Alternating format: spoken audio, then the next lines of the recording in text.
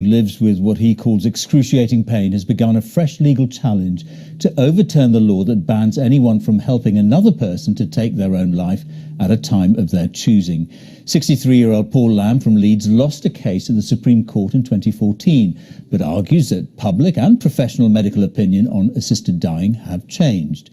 Clive Coleman reports. This was a young, fit Paul Lamb 30 years ago, before he was paralysed from the neck down following a car crash. He now lives with constant pain and wants to be able to end his life at a time he chooses. Don't start. But he'd need help, and the law criminalises assisting a suicide. When it's bad, it's like I've been smashed on the back of my neck with a baseball bat. I think the worst thing in the world is for somebody to say, you're going to be paid for the rest of your life and I'm going to make sure you're here for a lot of years. It somewhat can be screwed as torture. In 2014, Paul lost a case at the Supreme Court. 2 out of 9 judges said they would have made a declaration that the current law on assisted suicide breached his human rights. But overall, the court said Parliament should reconsider the law, and soon. Not to die. In 2015, amidst heated public debate, MPs comprehensively rejected a bill that would have legalised assisted dying for the terminally ill who had less than 6 months to live. But Paul Lamb's case is different. Though incurably suffering, he's not terminally ill.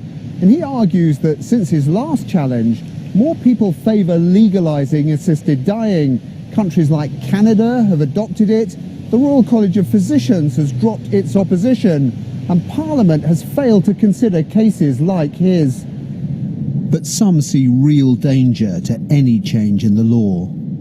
Legalising it is going to be dangerous for us all and has to be resisted. It's resisted for able-bodied people, it's against the law to help somebody commit suicide, and it needs to be the same for us. Oh, thanks. Some 50 British citizens a year travel to Switzerland, which does allow assisted dying, to end their lives. But any medical professional here who helps risks prosecution for assisting a suicide, an offence with a maximum 14-year sentence.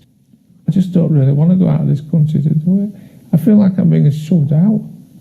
An embarrassment to the country. Get him out of the side door.